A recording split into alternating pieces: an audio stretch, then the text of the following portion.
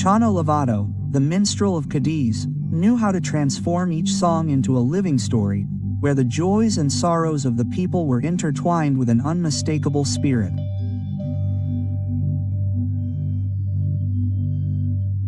For decades his presence illuminated stages and clubs, and his name resonated with the respect that only true masters deserve.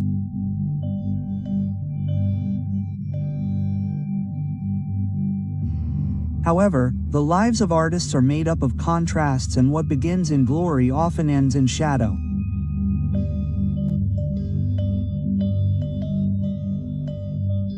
Chano, that man who sang as if he were conversing with the very history of Andalusia, died without witnesses, without press, without massive tributes, or even a farewell worthy of the greatness he had embodied. The news went unnoticed, as if time and oblivion had decided to wrap him in an implacable silence. How can it be explained that someone who brought the art of Cadiz to so many corners of the world would bid farewell to this life in absolute solitude?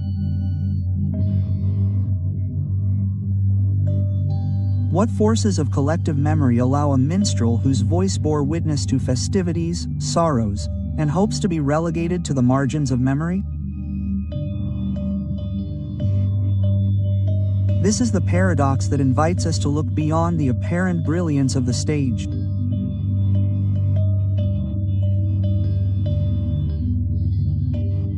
The story of Chano Lovato is not just that of a singer, but of a cultural heritage that risks disappearing if not rescued from silence, because behind each song he hid a fragment of Cadiz, a whisper of the sea, an echo of gypsy courtyards.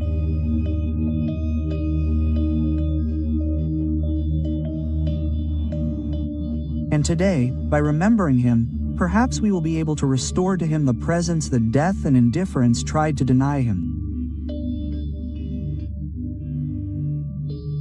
The origin and the first steps to understand Chano Lovato, we must return to Cadiz, to its narrow streets bathed in saltpeter, to that port that has always been a crossroads of cultures and a refuge for cantaras.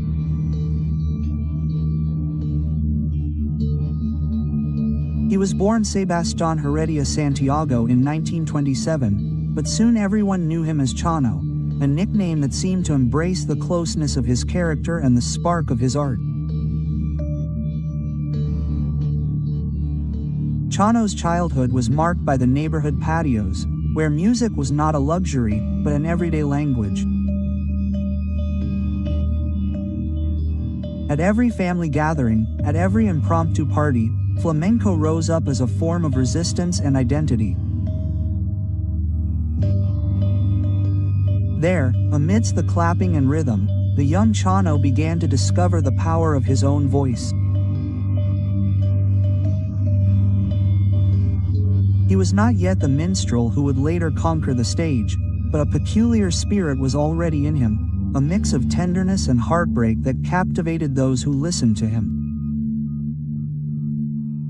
His training was like that of so many other flamenco artists of his time, the school of the street.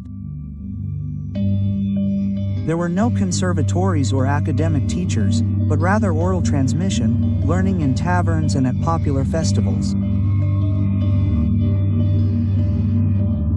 Cadiz, with its seafaring tradition and natural grace, left an unmistakable mark. Đồng hồ thông minh trẻ em của Viettel có thể gọi điện, gửi và nhận tin nhắn từ xa, có thể gọi video call, chụp ảnh, có khả năng chống nước, có chế độ báo thức và đặc biệt là tính năng định vị vùng an toàn, lịch sử hành trình của bé. Sản phẩm hiện đang được bán tại các cửa hàng Viettel trên toàn quốc. Chi tiết vui lòng liên hệ fanpage Viettel Hà Nội hoặc hotline 1800 8098. Mark on his singing. Chano didn't imitate anyone, although he drank from everyone. He absorbed the dry notes of the old singers, but he returned them transformed into his own style, full of cadence and musicality. The first steps in his career took him to the tablaos, those nocturnal temples where flamenco was experienced with the intensity of a ritual.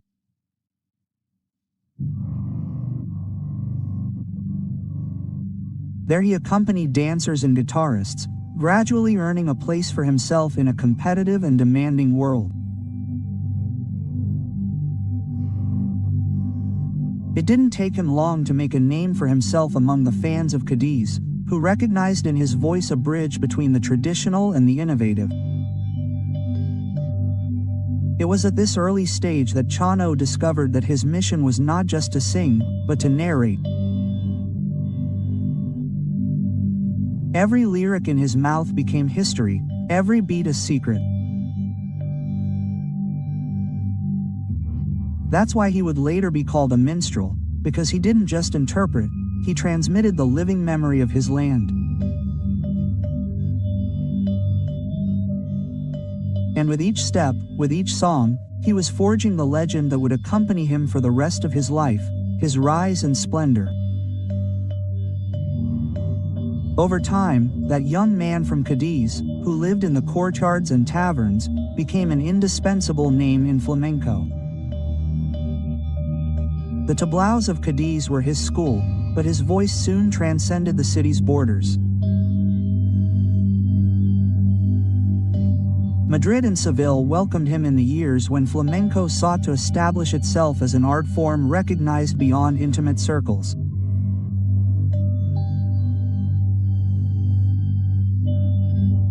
There, amidst virtuoso guitars and renowned dancers, Chano Lovato emerged as a unique singer, possessing a grace that few could match. The Tablao Los Canisteros, founded by Manolo Caracol, was one of the venues that marked his career.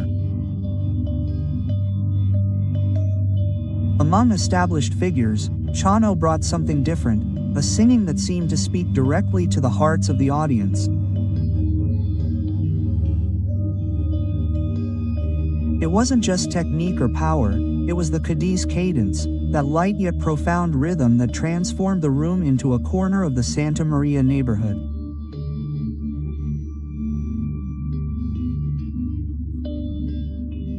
His voice accompanied great dancers such as Antonio Gades and Matilda Coral, and he became an accomplice to guitarists who recognized his unusual musicality.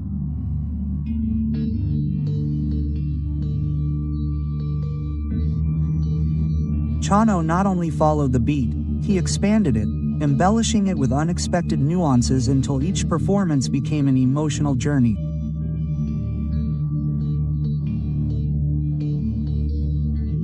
That is why his presence was a guarantee of authenticity at both private parties and international festivals. Recognition was not long in coming. Recordings, tours, awards. Chano was in demand at flamenco clubs and on stages in Europe and America. For many foreigners, he represented the essence of Cadiz flamenco, that art form charged with salt and irony, nostalgia and joy.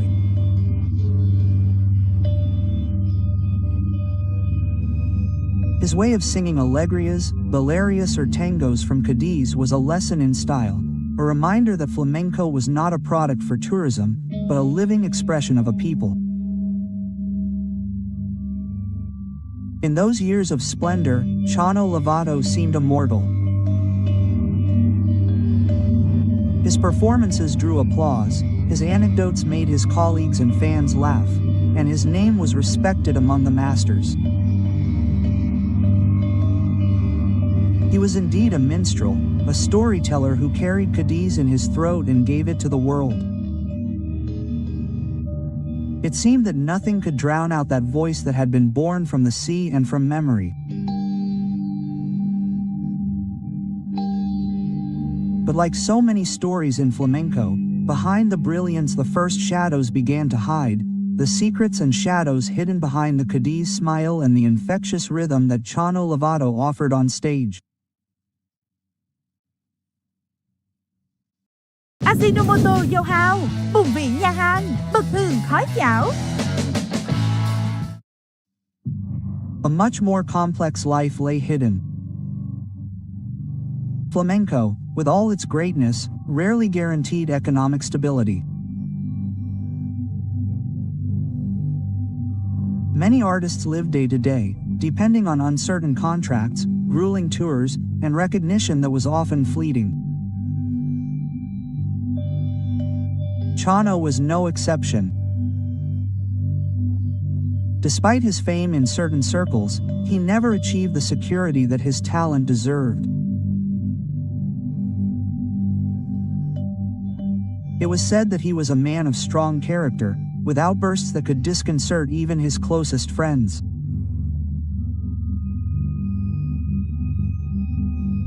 Some colleagues described him as endearing and generous, others as difficult to deal with. That duality, so typical of the artistic world, accompanied him throughout his career. And although his virtues far outweighed his flaws, those tensions gradually isolated him in an environment where rivalries could be as intense as the applause. Furthermore, the shadow of time is unforgiving. In a genre so closely linked to youth, freshness, and novelty, veterans ran the risk of being forgotten as soon as new figures emerged.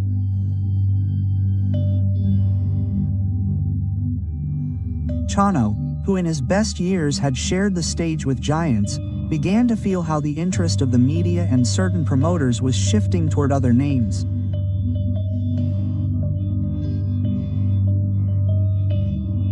He was still a master, but he was no longer the novelty. The passing of the years also brought loneliness with it. Friends from his generation began to disappear. Death took away inseparable companions, and the new generations, although they respected him, did not always understand him. There was a gap between his art, rooted in the tradition of Cadiz, and the modern trends that sought to experiment with flamenco. He no longer remained true to his essence, but that also distanced him from certain spaces that rewarded him. Innovation and rumors were never lacking. Whether it was financial problems, resentments with some colleagues, a life marked by excesses, half-truths, or inventions, the truth is that little by little the figure of the minstrel began to surround himself with an uncomfortable silence.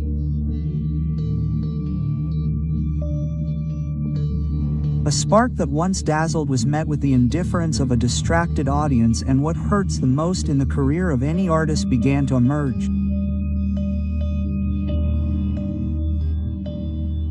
Silent but relentless oblivion was preparing to envelop him. Fallen oblivion, Chano Lovato's last years were a slow farewell to the stage that had defined him so much. The voice that once lit up squares and theaters began to suffer with the passage of time. His strength was no longer the same, and his body, marked by decades of singing and traveling, was begging for rest. The minstrel from Cadiz, who had so often narrated the joys and sorrows of his people, found himself facing his own decline, the inevitable decline that accompanies great artists.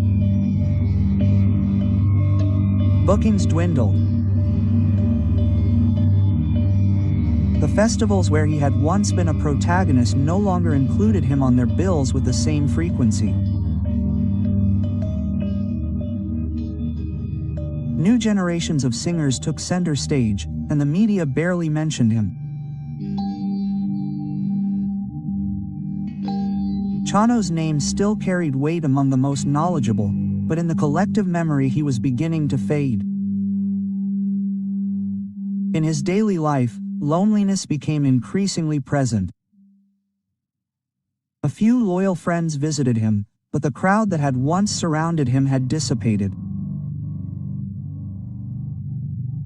Cadiz, the city where he was born, continued its usual bustle, while he sank into a silent routine. The contrast was painful. A man who had made Cadiz sing, who had carried its essence around the world, now seemed condemned to invisibility. Death surprised him in the cruelest way for an artist.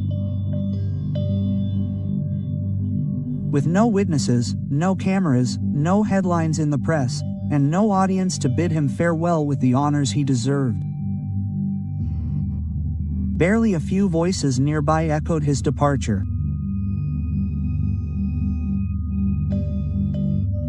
The rest was a thick, almost offensive silence, which contrasted with the magnitude of what the minstrel who had sung for everyone had represented. He died as if no one was listening. This paradox sums up the injustice that often accompanies the fate of the greats of flamenco. A life dedicated to art, an indelible legacy, and yet an end marked by abandonment and indifference. Chano Lovato's downfall was not that of his art, because that remains alive in each recording and in the memories of those who knew him, but rather that of the social recognition that was taken away from him in the last act of his existence. Legacy and memory. Although Chano Lovato's death was shrouded in unjust silence, his legacy remains as an indelible mark. In the history of flamenco, the recordings he left behind are testimony to a unique style, to a voice that knew how to combine the Cadiz cadence with a universal sensibility. Listening to his Alegrias or Balerias today is like going back to a time when flamenco still retained the freshness of spontaneity and the depth of what was experienced by its most loyal fans. He is no longer a reference. His way of narrating through the singer, his ability to transform popular lyrics into vibrant stories, places him in the category of the great minstrels. He was not a singer of artifice, but of truth. And that authenticity is what has kept his figure alive. Although he eluded mass recognition during his lifetime, those who shared the stage with him remember not only the artist, but the man who carried Cadiz in his blood. Many agree that listening to Chano was like walking through the streets of their neighborhood, smelling the sea and the closeness of the people. He was a performer who needed no embellishments. His voice was enough to transport the listener to a universe of rhythm and emotion. Some young singers cite him as an influence. They acknowledge that although modernity pushes them towards new fusions, there is a fundamental lesson in Chano's work: respect for roots. His singing continues to be a guide for those seeking to understand the essence of Cadiz flamenco. That mix of lightness and depth that is so difficult to reproduce. Ultimately, the social oblivion that marked his end has not managed to erase the memory of his art. Chano Lovato lives on in every album, in every anecdote told by those who knew him, and in every young person who approaches flamenco with the desire to learn from the masters. His voice, although muffled in the earth, continues to resonate in the air of Cadiz like an echo that refuses to disappear. A final reflection with a lesson. The story of Chano Lovato forces us to look an uncomfortable truth in the face. Artistic greatness does not guarantee a dignified end. We can applaud fervently in the days of glory, but too often we forget those who gave us a piece of their soul with their voice and their life. The minstrel from Cadiz died without witnesses, and in that silence hides a collective reproach. How is it possible that a people who celebrated him in life let him go in solitude? Chano's case is not an isolated one. Flamenco, like so many other popular arts, is full of names who shone brightly and then died out in neglect. Society is always thirsty for the new. Dara Vasquez stops to cherish the memory of those who forged the path, and yet they are the ones who sustain the root from which later generations sprout. Without that root, everything withers. Remembering Chano Lovato is an act of justice, but also a warning. He reminds us that art cannot live only on momentary applause, but on the memory that we build together. The lesson he leaves us is clear. To value those who gift us with their talent while they are alive, and to keep their legacy alive when they are no longer here.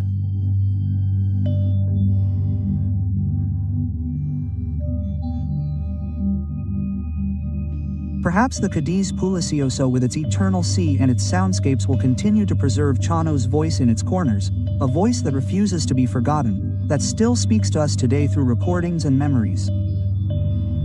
And perhaps, if we pay attention, we will discover that he continues to sing for us, even though the world has not wanted to witness his final farewell. Because minstrels never die completely. They live on in the stories we continue to tell, in the songs we decide not to let fall into silence. And in that shared memory, Chan Lovato recovers the dignity that the loneliness of his death tried to take away from him.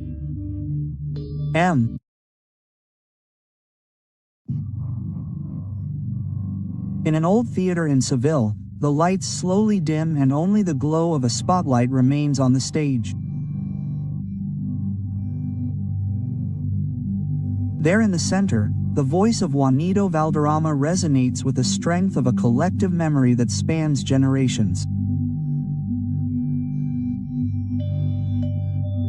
The audience holds its breath because it is not just about listening to a song, but also about witnessing a living legend.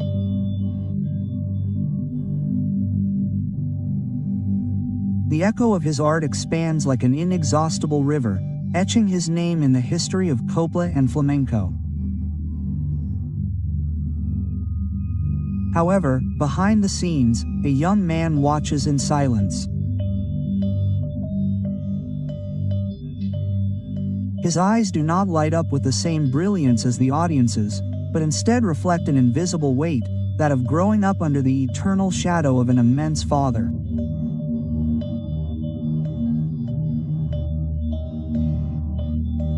That young man is Juan Antonio Valderrama, known as Valderrama Jr. He was born with music in his veins, but also with the condemnation of being compared time and time again to an unrepeatable myth.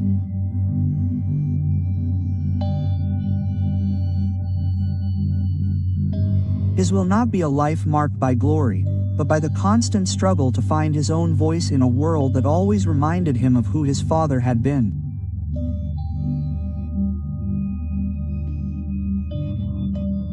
And although he tried to escape fate, history pushed him towards solitude, as if the echo of his father's applause had drowned his own forever. Thus begins this story, not as the chronicle of a triumph, but as the exploration of a legacy that was both an inheritance and a curse, the glory of the father. To speak of Juanito Valderrama is to evoke one of the most distinguished names in Spanish popular music of the 20th century. Born in Torre del Campo, Jaén, in 1916, his voice crystallized a unique style that was able to unite the depth of flamenco with the sensitivity of copla. From his first performances in the post-war period to his international tours, Valderrama became a symbol of cultural identity for millions of Spaniards inside and outside the country.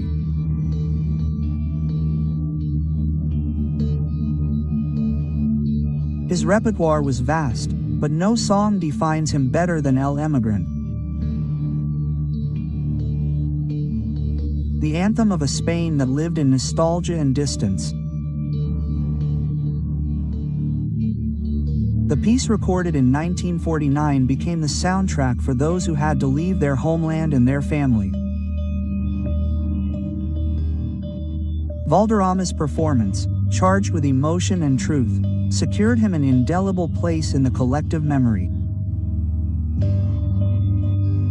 His success was such that his voice reached Latin America, where he also found a fervent audience on the radio, on records, and in theaters. Valderrama was not simply a performer, he was an institution.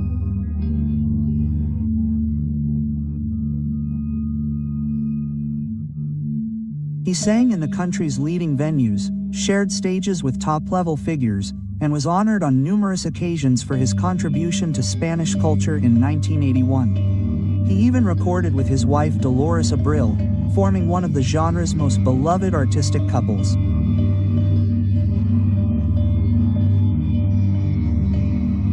Critics placed him on an almost untouchable pedestal.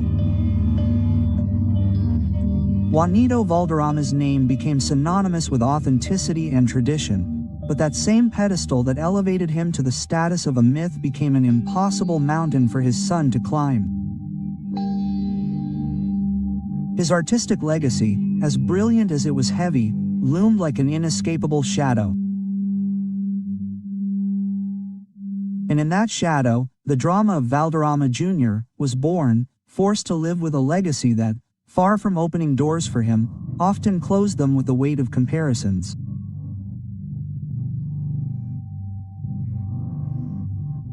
The son in the shadows, Juan Antonio Valderrama, known artistically as Valderrama Jr., was born into a family where music was not just a profession, but a way of life. He grew up surrounded by guitars, rehearsals, and conversations steeped in art.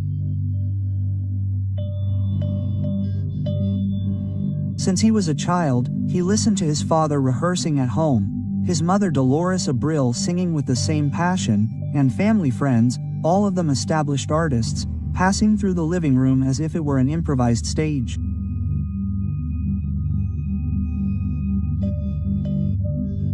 That environment seemed to predestine him to follow the same path, but what for anyone would have been a privilege, for him soon became a suffocating challenge.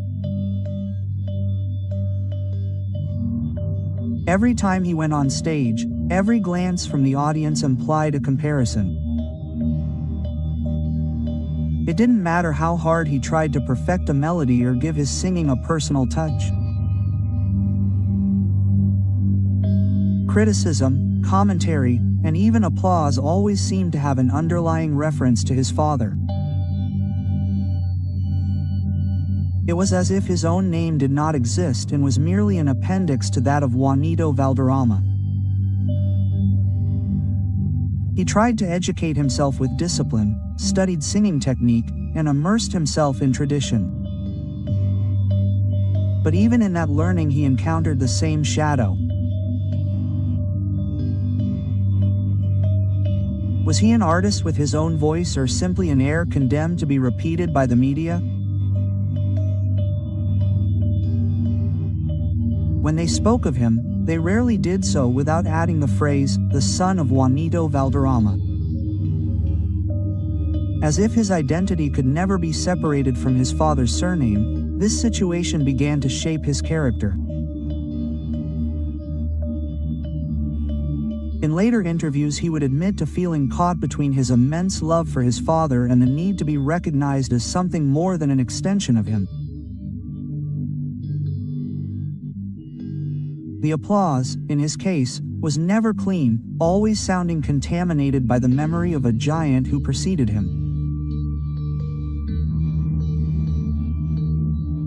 And in that tension between admiration and burden, a career was forged marked by the constant struggle against invisibility, the struggle for identity over the years.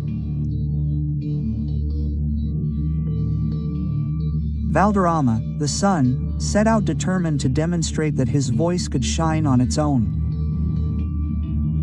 He recorded albums, went on tours, and performed in theaters where he sought to win over audiences without the shield of his last name. His style, although it inherited the flamenco cadence and the sensitivity of the copla, attempted to explore different nuances with more intimate phrasing and a more personal approach to the texts. However, reality was harsh. In each interview, in each newspaper review, the shadow of his father reappeared. Critics, instead of analyzing his work independently, insisted on the comparison. For some, he was too similar, for others too different. In both cases, Juan Antonio's identity was diluted. It never seemed possible to simply be himself, but always the distorted reflection of a myth.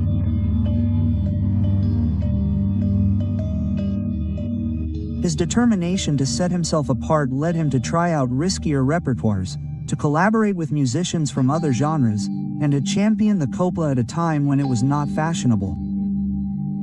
He was not a comfortable artist. He had a desire for authenticity that many failed or did not want to recognize, which for his father had been a natural communion with the public.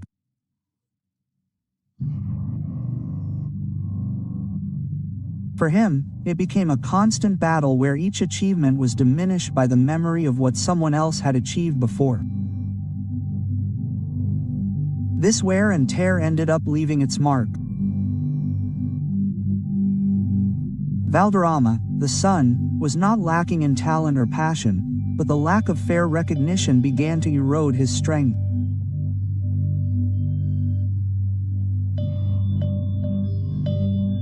Indifference often hurt more than criticism because it confirmed the feeling that his art was doomed to be a minor echo rather than forging its own path.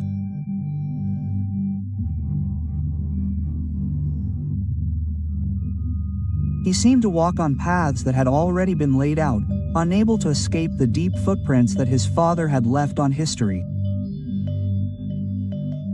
Silence and solitude. Over time, the struggle to establish himself as an independent artist gave way to an inner weariness. Despite his efforts and a career that included performances and recordings, Valderrama Jr. failed to establish a stable place in the public's memory.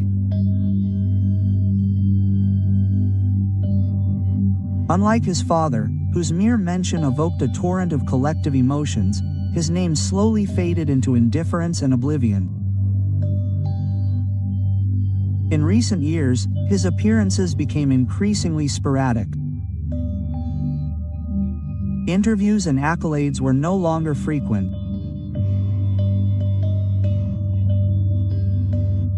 The media buzz that had accompanied him as the heir to a myth turned into a dense silence. That silence, far from being liberating, had the bitter taste of invisibility.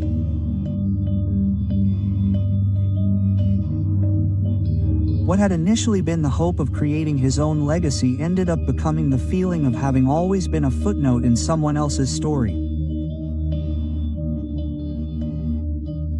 Loneliness became his most constant companion.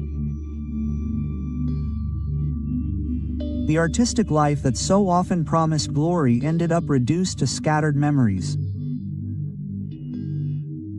And although he never renounced the inheritance he had received, he could not avoid the pain of knowing he was relegated on more than one occasion.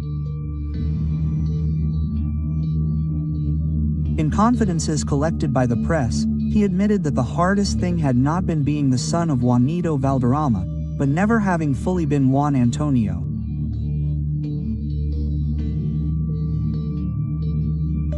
Thus, his last days passed without great tributes or headlines, in a silent retreat that contrasted with the strident applause that had accompanied his father.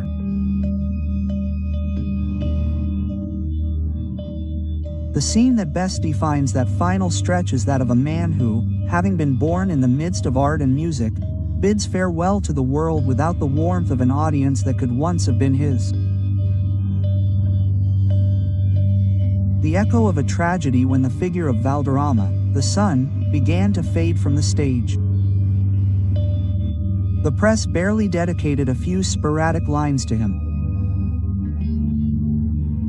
The articles that appeared in newspapers such as AC or El País almost always mentioned him in relation to his paternal heritage, rather than for his own merits. He was the son of Juanito Valderrama. A definition that accompanied him from beginning to end, and that became a label that was as persistent as it was unfair. The public, for their part, remembered Juanito with devotion, cheering him on at each tribute, evoking him as a symbol of a Spain that had learned to sing its sorrows and joys through his voice.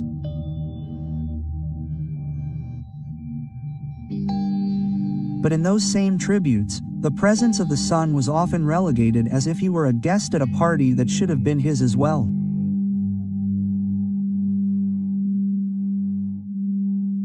His name appeared in secondary importance and rarely as the protagonist of a collective memory over the years.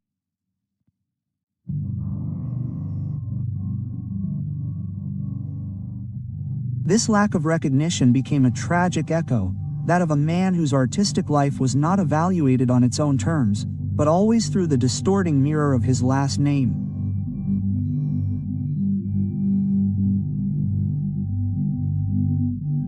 Critics who approached his work recognized that he had talent, sensitivity, and a genuine search for style. But those assessments were overshadowed by general indifference. Thus his figure ended up becoming an involuntary symbol, that of the artist who, despite having a voice, was never listened to with the attention he deserved. His tragedy lay not in his lack of ability, but in the unbearable weight of a cultural heritage that condemned him to eternal comparison. And in that condemnation the paradox of his life is revealed. While the glory of the Father multiplied in memory, that of the Son faded into silence. The story of Valderrama, the son, invites us to reflect on the ambiguous nature of artistic heritage.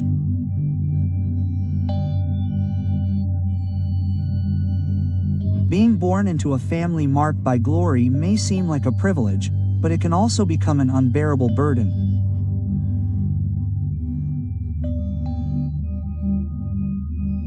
For Juan Antonio Valderrama, bearing the surname of a legend meant living trapped between admiration and condemnation, between pride in his father and the impossibility of being recognized as himself. His life shows that art does not always guarantee justice or recognition.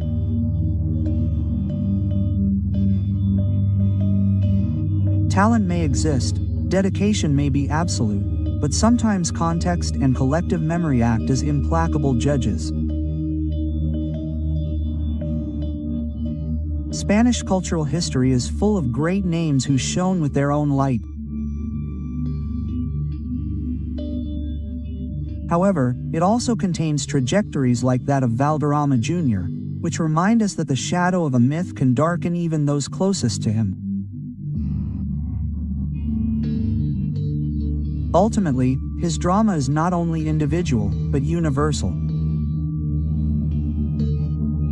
How many sons in any discipline live under the expectation of repeating the unrepeatable? How often does society confuse legacy with condemnation? The life of Valderrama Jr. leaves us with a profound lesson. Every artist deserves to be judged by his work, not by the last name he bears.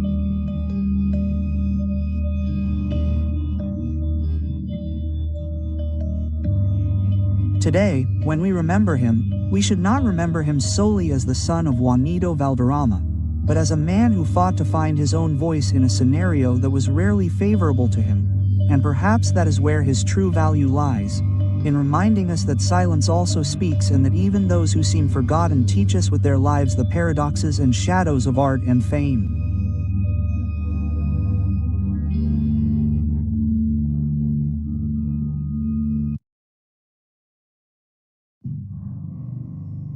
Seville, on a summer night, holds secrets in every corner, amidst the murmur of guitars that still resonate in the courtyards and the echo of gypsy voices that fill the air. There's a name that for decades was synonymous with respect, mastery, and art. Pepe Pinto was more than a singer. He was a symbol of a golden age of flamenco. A man whose voice rose loudly in the cafés cantantes and on the most prestigious stages of Andalusia. However, the memory of his figure is today shrouded in an unsettling silence, almost as if the city had wanted to forget him.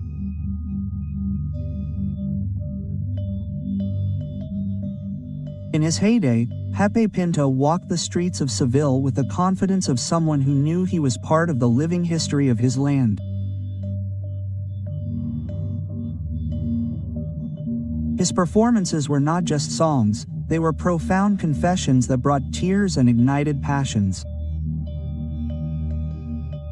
But time, unforgiving to everyone, began to cast shadows over his career.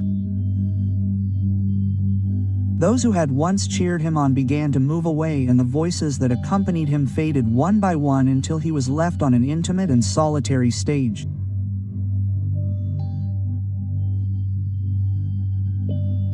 This is the paradox of Pepe Pinto, a master of flamenco who experienced glory and recognition, but who ended his days surrounded by silence, rumors, and a feeling of abandonment, in order to understand how such a respected artist could come to such a somber end.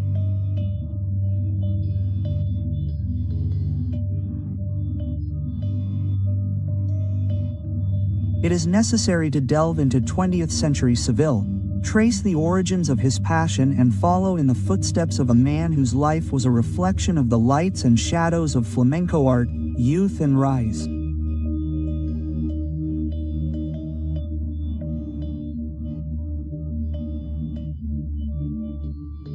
José Torres Garzón, known artistically as Pepe Pinto, was born in Seville in 1903 in an environment marked by the cultural effervescence of Andalusia and the unwavering strength of flamenco as a popular expression.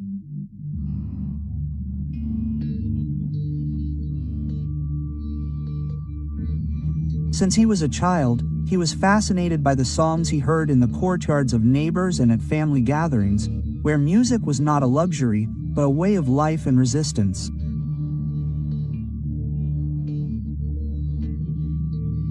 That restless and curious child absorbed every note and every moan as if they were invisible lessons preparing him for an inevitable destiny.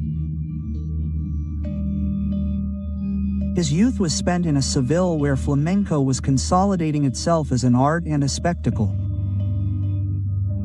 The cafés cantantes and the tablaos were the natural stage for great talents. And there, amidst guitars and clapping, Pepe Pinto began to shape his voice.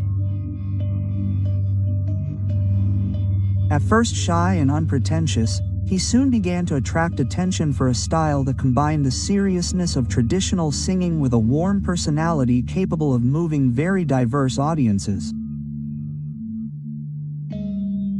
A decisive moment in his rise to fame was his encounter with Pastora Pavone, better known as La Niña de los Paines.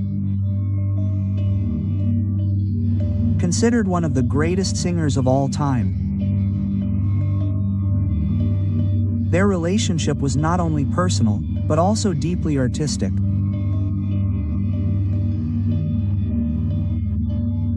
Together they shared stages and recordings, and Pepe Pinto found in her a life and artistic partner. The girl with the combs, with her immense talent, also boosted Pinto's career, but at the same time demanded that he live up to a demanding and competitive artistic world. The young Pepe soon established himself as an emerging figure within the flamenco scene. His voice, full of nuances and with a wide emotional range, made him a unique performer. The press of the time began to mention him as a promising man, and critics highlighted his ability to maintain the essence of flamenco while adding his own personal touch.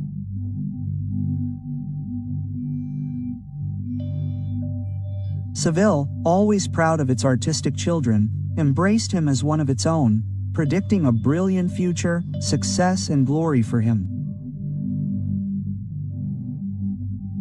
The 1930s and 1940s established Pepe Pinto as one of the great references of flamenco. It was not only the voice that emerged strongly in the cafés cantantes, but also the presence that managed to fill theaters and festivals.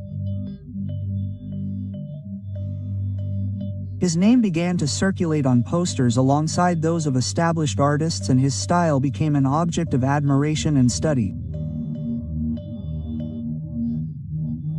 Pinto knew how to give singing a dimension of closeness and emotion capable of reaching both the general public and the most demanding circles. His relationship with the girl with the combs was decisive in this period. Together they formed an artistic and sentimental couple who embodied the best of Andalusian art. She with her incomparable genius and he with a voice that combined sweetness and gravity. They became a symbol of Seville flamenco. They recorded albums, toured stages, and witnessed a moment in which flamenco achieved unprecedented international projection. Recognition was not limited to Spain. Pepe Pinto's stories began to circulate beyond the country's borders, and his name was mentioned in chronicles and articles that pointed to him as a master in the interpretation of traditional styles such as soliers, seguirillas, or tonas. In Andalusia, his figure was already on a par with the greats. The audience acclaimed him with fervor, and his performances were filled with a reverential silence followed by intense applause, but behind that brilliance the first cracks began to appear. The world of flamenco, deeply competitive and full of passions, was marked by rivalries and tensions. Pepe Pinto's success generated respect, but also envy and suspicion.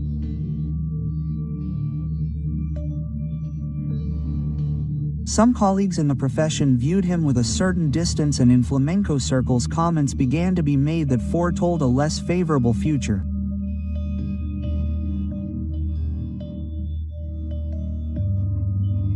However, in those years the singer seemed invincible, enveloped in an aura of glory that placed him at the very top of the flamenco art. The Shadows, flamenco, with all its greatness, has always been surrounded by intense passions.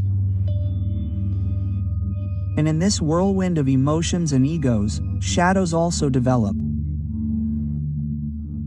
For Pepe Pinto, those shadows began to grow denser in his mature years.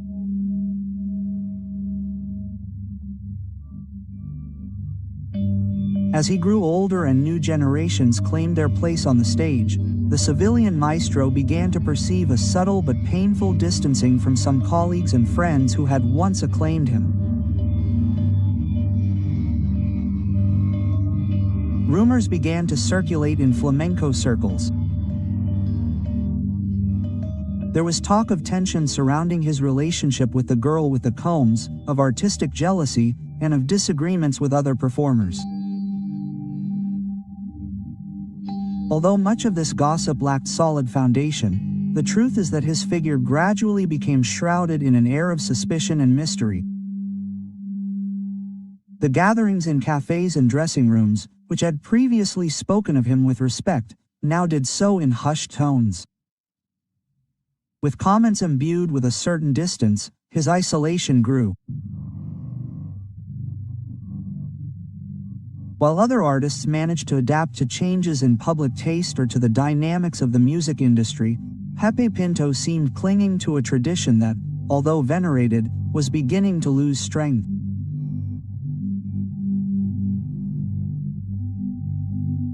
In the face of changing times, the modernization of flamenco, its expansion into more commercial formats, and the emergence of young talents gradually diminished the prominence of a man who had been considered untouchable.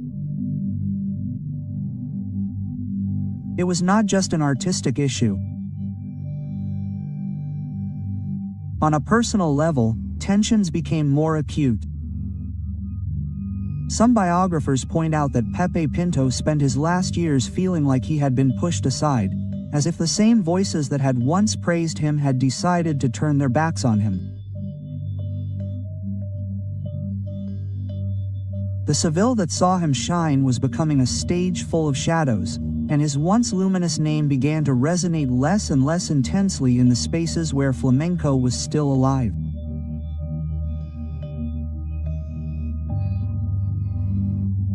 The final silence. Pepe Pinto's last years were marked by a silence that contrasted with the intensity of his career.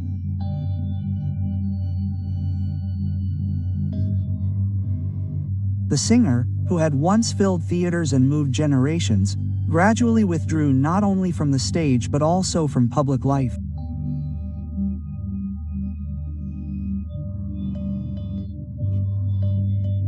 Seville, the city that had vibrated with his voice, now seemed to watch him from afar, as if time had blurred his figure amidst new trends and emerging faces of flamenco.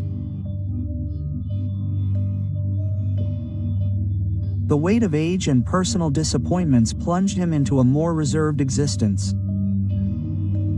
There were no more tours, no more premieres, nor the expectation that had accompanied his steps for decades. Some close to him mentioned that Pepe Pinto felt that the ingratitude of the flamenco world had hurt him deeply.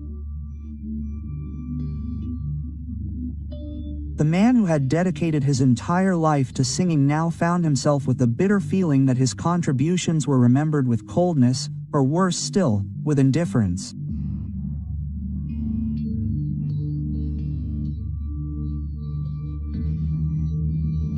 The girl with the combs, his inseparable companion in his artistic and personal life, was also going through her own case, which added a touch of melancholy to those days.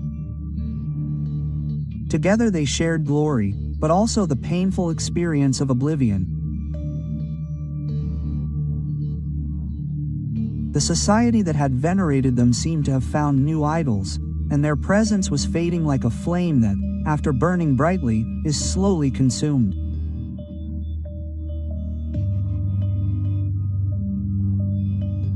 Pepe Pinto died in Seville in 1969. His death was not accompanied by the roar of massive recognition, but rather by the discretion of a farewell surrounded by shadows.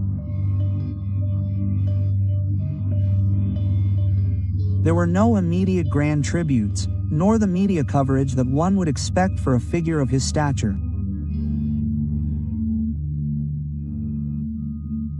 It was a sober, almost silent ending that cruelly reflected the paradox of his life, having been a master of flamenco and at the same time having died feeling loneliness and abandonment, his legacy and doubts.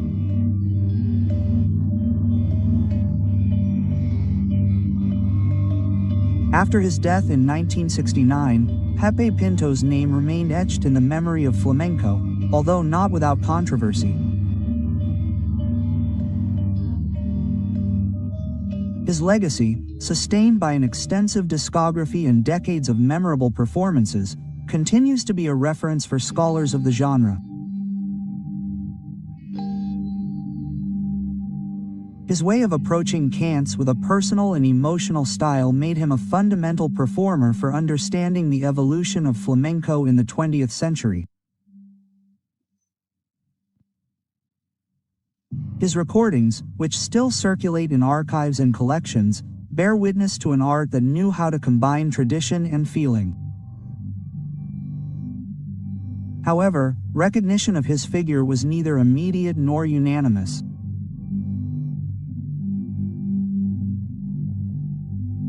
For years, the memory of Pepe Pinto remained overshadowed, perhaps due to the personal tension surrounding his final days or the immense weight of the figure of his partner, the girl with the combs, whose fame eclipsed his own in many historical accounts.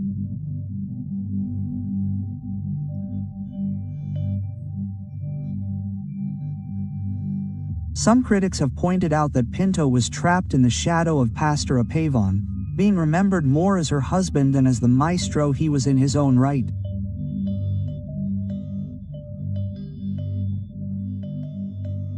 Even so, flamencologists highlight the importance of his contribution, especially in the consolidation of traditional styles such as the solea or the seguirilla, interpreted with profound respect for the gypsy roots of flamenco.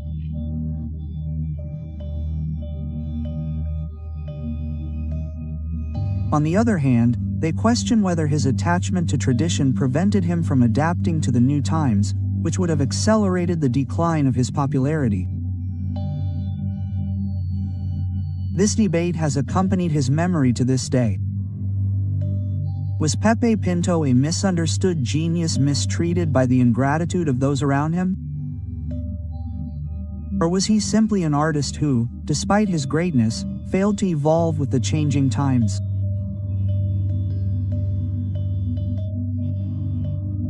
The truth is that his legacy lies in that ambiguous terrain where respect for his mastery coexists with doubt about his place in the pantheon of flamenco greats. Reflection and closing. The story of Pepe Pinto is essentially the story of a man who experienced glory and oblivion, applause and silence. His life contains the paradox of so many artists. Having been essential in his time and yet disappearing from the collective memory with disturbing speed. Pinto was a master.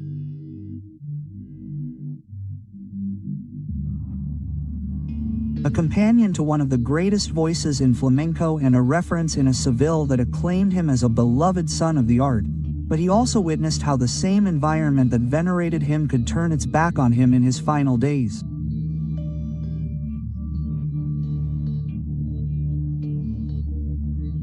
That fragility of fame that ignites like a brilliant fire and then with umirse. He leaves behind a painful and at the same time deeply human lesson. Society forgets easily, and in that forgetting, not only names are lost, but also fragments of cultural identity.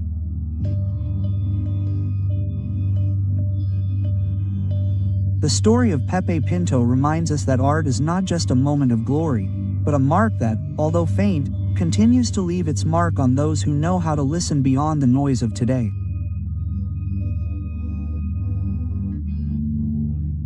Today, when we recall his figure, the inevitable question resonates: how many other artists have shared that fate of lights and shadows?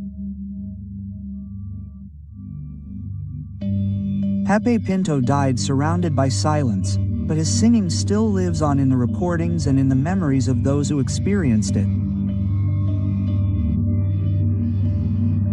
Listening to his voice is, in a certain way, giving him back his rightful place in the history of flamenco.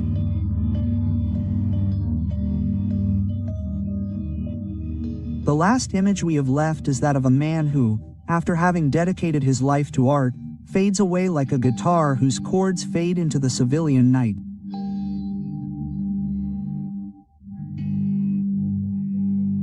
And yet, that echo, although faint, continues to remind us that even in oblivion there is truth and that the memory of a master never dies completely. Oh! The theater is empty. On the stage, a pair of dancing shoes rest like two birds defeated by the night. No one applauds, no one demands an encore. And yet, there was a time when the entire world seemed to hold its breath at the creaking of those heels.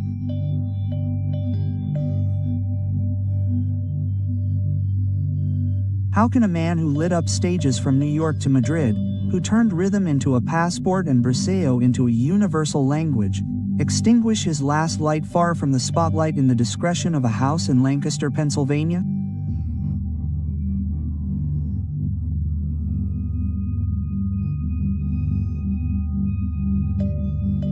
The night of December 30th and 1, 2000, was a silent end for a thunderous artist, a prolonged illness that compromised his heart, according to the Spanish press, as if the rhythmic engine of his life finally refused to keep time.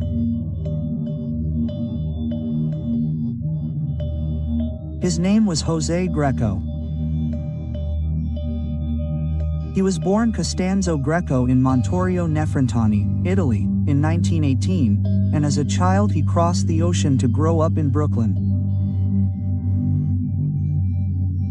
To those who saw him dance, it seemed impossible that the son of an Italian father and a Spanish mother had not been born in Triana or Jerez. Flamenco became his destiny, and he decided to return the favor, taking it to the great avenues of the world. In the golden years of the 50s and 60s, he was for American audiences the quintessential Spanish dancer, a television personality, an icon who opened doors to an art that many still considered exotic.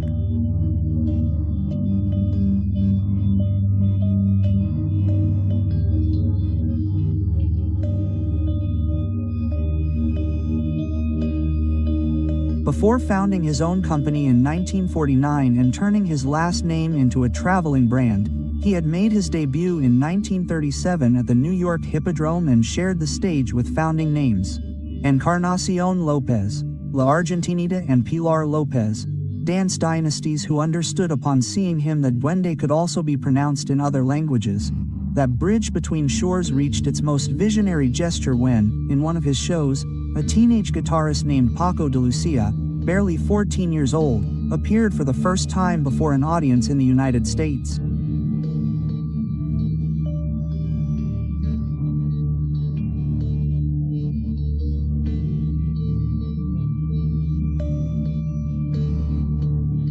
The echo of those strings began a silent revolution that Greco himself had helped put on the map.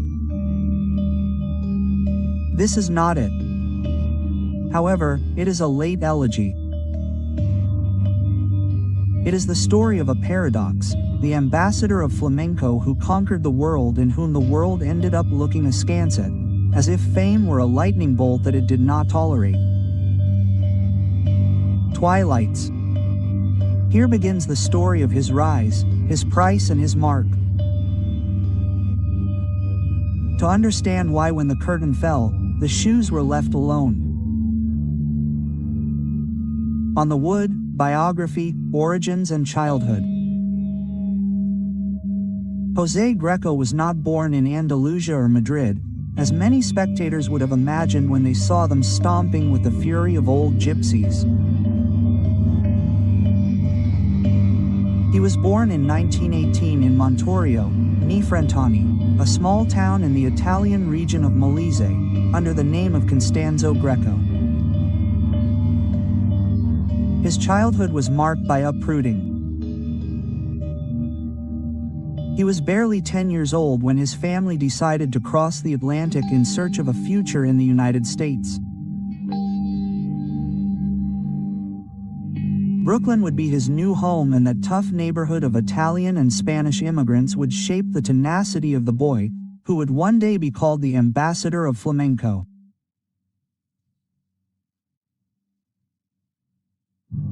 His father worked in humble jobs trying to keep the family afloat in the midst of the Great Depression.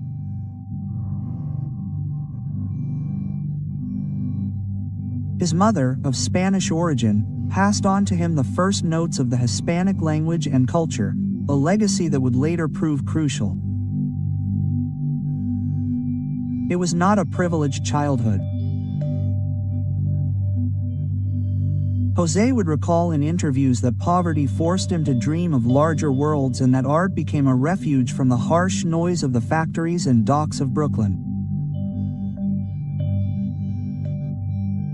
That environment of immigrants, full of nostalgia and struggle, sowed in him a special sensitivity. He was not the strong or popular child. He found his place in movement, in gestures, in sounds that others ignored. One afternoon, taken by his mother to a Spanish dance performance in New York, he was fascinated.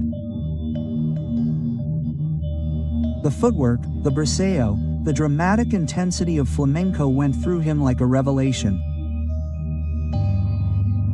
From then on, every click of the heel he heard in his memory was a promise of destiny. At age 13, he began taking informal dance classes, first with local instructors and later at academies that accepted him with reservations.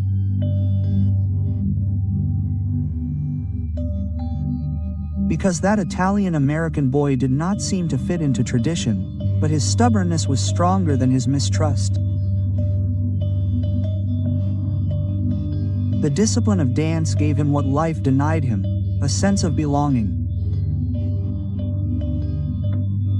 In the rehearsal room, he discovered that he could be someone other than a poor immigrant, that he could appropriate someone else's art and make it his own.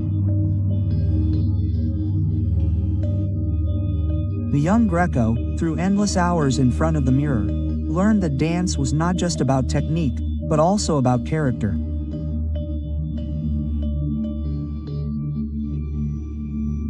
And that character forged in adversity would be the hallmark that would accompany him throughout his career. In the dim light of the Brooklyn apartments, among neighbors who spoke in 100 different accents, an artist was born who would soon leap onto the stage and from there to the entire world.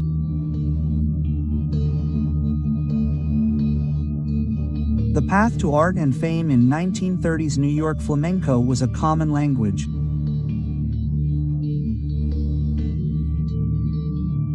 For many Americans, that music and that dance were exotic, almost incomprehensible. However, for the young Jose Greco, still called Constanzo, they became a calling that could not be silenced. His mother took him to Spanish dance performances and there, amidst the lights of the Hippodrome Theater, he discovered a universe that seemed to claim him as its own. His first big break came in 1937, when he was barely 19 years old.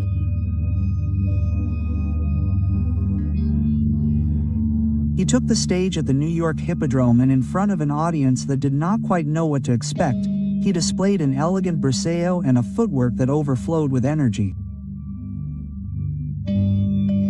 He was not an Andalusian gypsy, but he transmitted the same passion. Critics noticed right away. A unique performer had emerged, a bridge between two worlds. He soon attracted the attention of legendary figures. Encarnacion Lopez, the Argentinita, one of the most influential dancers of her time, welcomed him into her company. Through her, he met Pilar Lopez, the sister of the Argentinita, who would also guide him on his artistic path. Those collaborations not only brought him prestige, but also rigorous training in the essence of flamenco, amid endless rehearsals and dazzling tours.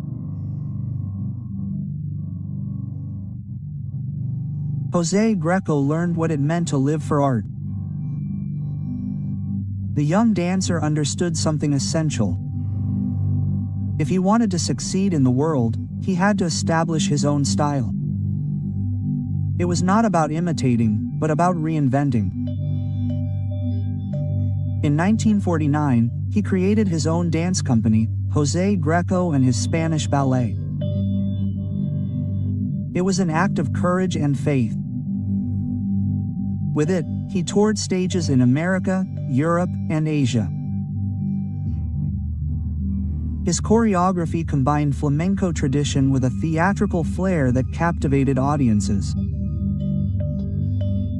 He wasn't just a dancer, he was a complete spectacle, a cultural ambassador.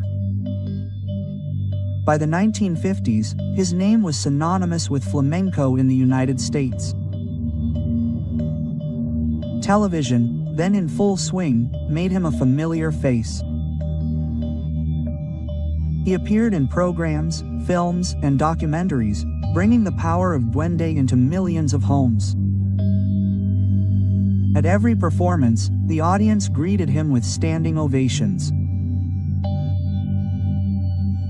The New York Times described him as the embodiment of eternal Spain, although ironically he was born in Italy and raised in Brooklyn. This contradiction became his trademark. Art knows no borders, and he was living proof. Perhaps one of the most significant gestures of his career occurred when he decided to make room in his company for young talents.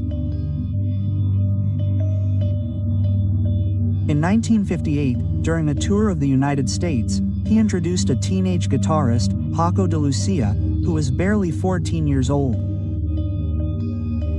It was the first time that the future genius set foot on a North American stage with such intuition.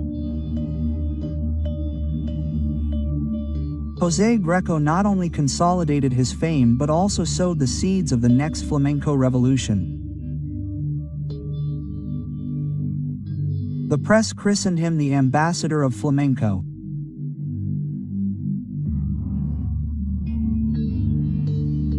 His tours were social events, his performances sold out, and his heels marked the rhythm of a Spain dreamed of by the entire world for an immigrant who had grown up in poverty in Brooklyn.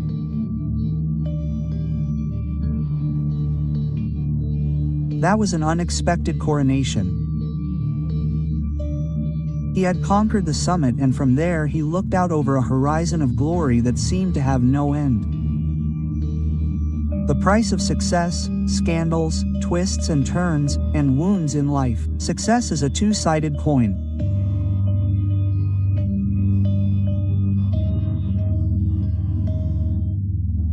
While the applause consecrated him as an ambassador of flamenco, and the tours kept him on the most prestigious stages in the world, José Greco began to feel the weight of a life marked by loneliness, incomprehension, and the tensions inherent in an art form that demands absolute dedication and endless tours.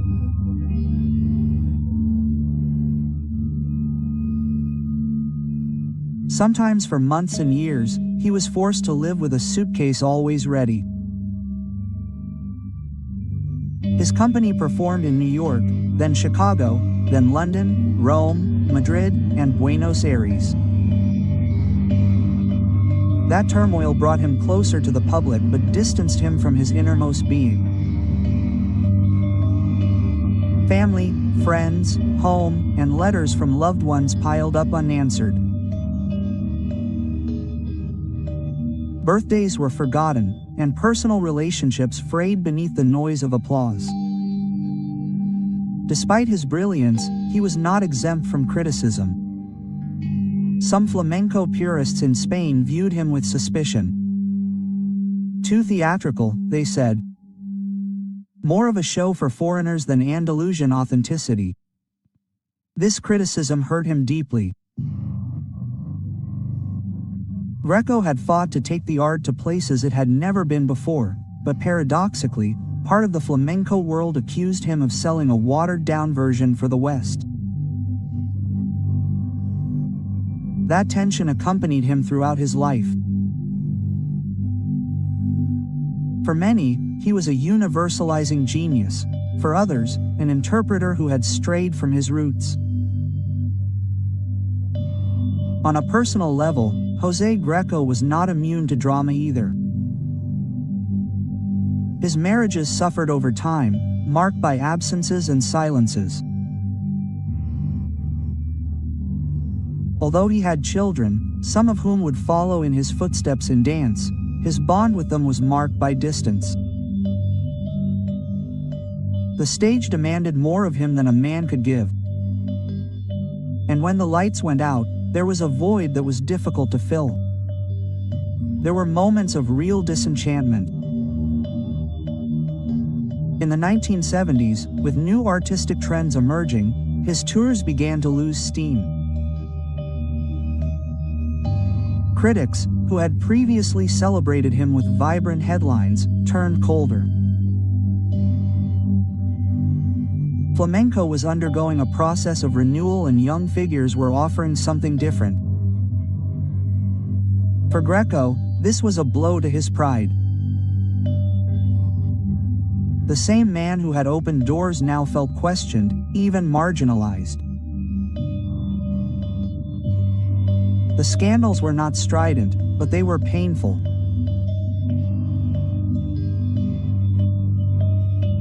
There was talk in the press of financial disputes with some partners, internal disagreements in his company, and artistic rivalries with other dancers who accused him of monopolizing the international scene. Greco usually responded with silence or with an elegant flourish on stage, as if dancing were his only defense. But those cracks gradually undermined the solidity of his legend. In later interviews, he would admit that the price of success had been high. The stage is everything, but it also takes everything away. He confessed with a mixture of pride and melancholy. Art had elevated him to the top, but at the same time it had isolated him. And although the public always saw him impeccable, dressed in black, with an intense gaze and a haughty gesture, behind him remained a tired, sometimes defeated man who sought in dance the strength to keep breathing.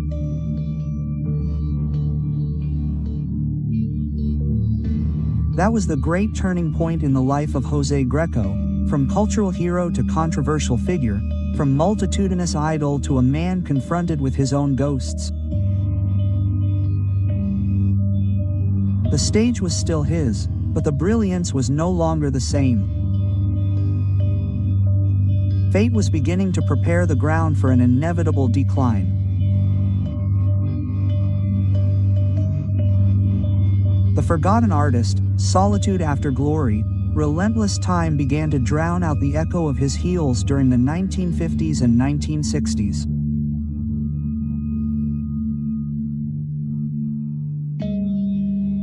José Greco had been the visible face of flamenco worldwide, a symbol of elegance and strength. But as the years passed, the scene changed. New generations burst onto the scene with fresher, more radical styles. Paco de Lucia revolutionized the guitar.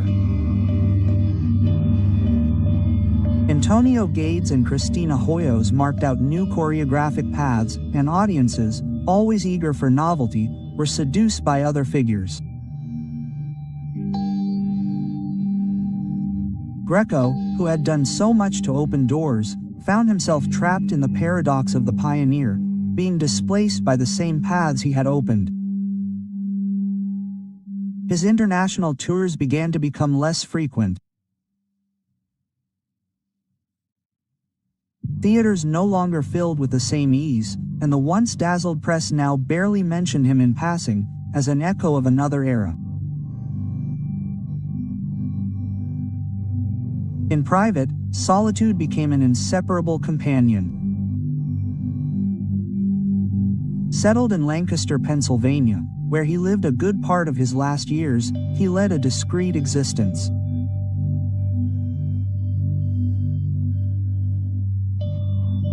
Far from the spotlight, the man who had conquered Broadway and the main avenue now spent his days among memories, old photographs, and sporadic visits from former colleagues or family members.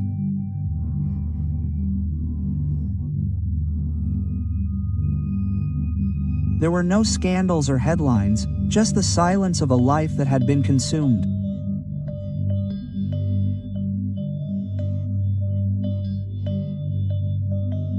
On stage, some disciples and admirers tried to rescue his figure, organize tributes, remind the public that without José Greco, flamenco might not have crossed the Atlantic so soon or with so much force.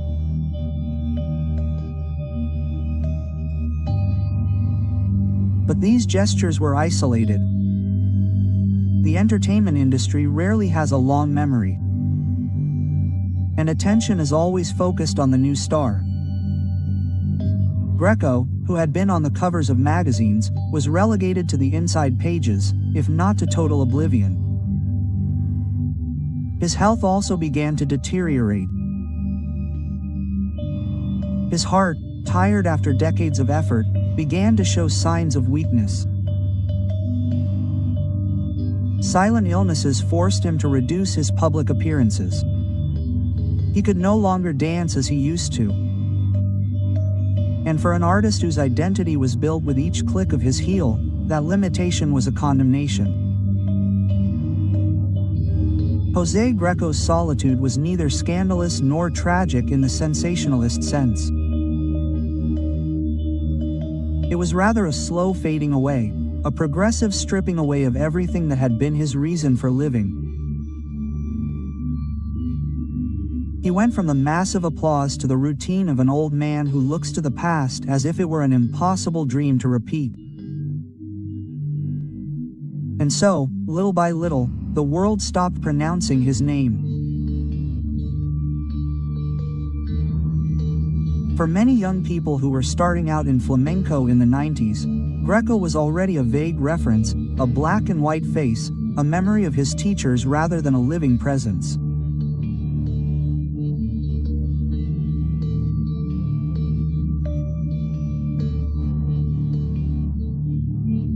In short, an artist who had conquered the world but who now walked alone, accompanied only by the memory of what happened on December 30th and 1, 2000, as the world prepared to bid farewell to the century. Jose Greco closed his eyes forever in Lancaster, Pennsylvania.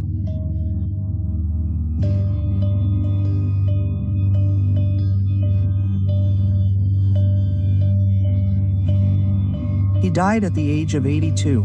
Far from the spotlight that had illuminated his every step for decades, his heart, tired after years of illness, decided to fall silent to the rhythm of a date loaded with symbolism, the last day of a century that he himself had traveled from one end to the other, taking flamenco to unexpected places.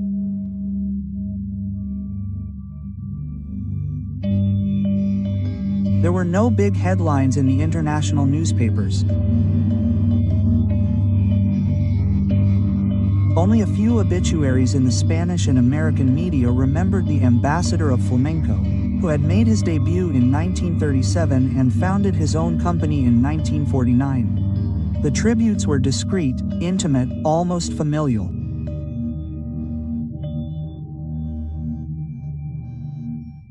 For many, his name was already a vague memory, a yellowed photograph on programs stored in drawers. And yet, his mark was profound. He had been the first dancer to demonstrate that flamenco could fill theaters in New York, Paris, and Tokyo, that it was not just a local tradition but a universal art form. His silent and unfussy death reflected the paradox of his life.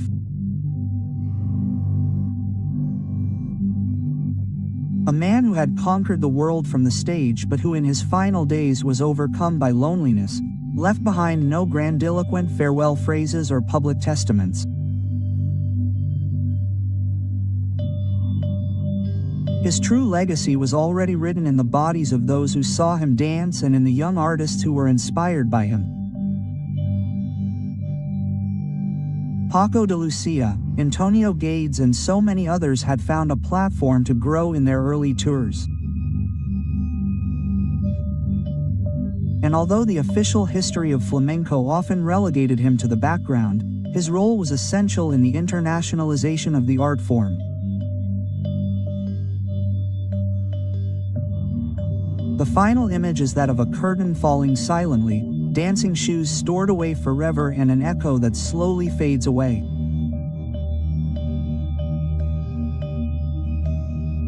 Jose Greco left the world as he lived, between light and shadow, between glory and abandonment, leaving behind a legacy that deserves to be remembered. Final message. An open-ended reflection. The life of Jose Greco reminds us of an uncomfortable truth. Glory is fragile and applause is fleeting.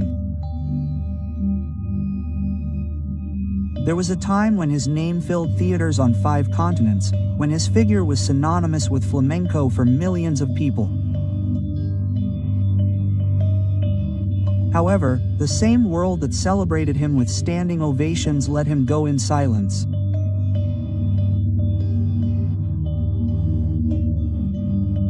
Almost forgotten, Greco was a bridge between cultures, an emigrant who turned his uprooting into art, a man who brought the Andalusian rhythm to audiences who had never heard of duende, but he was also the victim of that cruel paradox that haunts many artists, giving his all on stage and being left with nothing when the lights go out.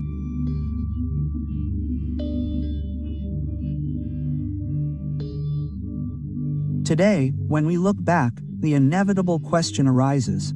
How should we remember those who, like him, dedicated their lives to magnifying art and ended up dying alone? Perhaps the answer lies in shared memory.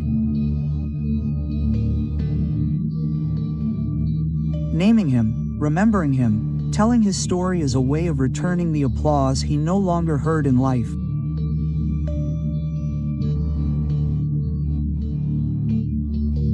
Because after all, José Greco was not just a dancer, he was a living testimony that art has no borders, that passion can be born in an Italian village, grow in Brooklyn and flourish on the stages of Madrid.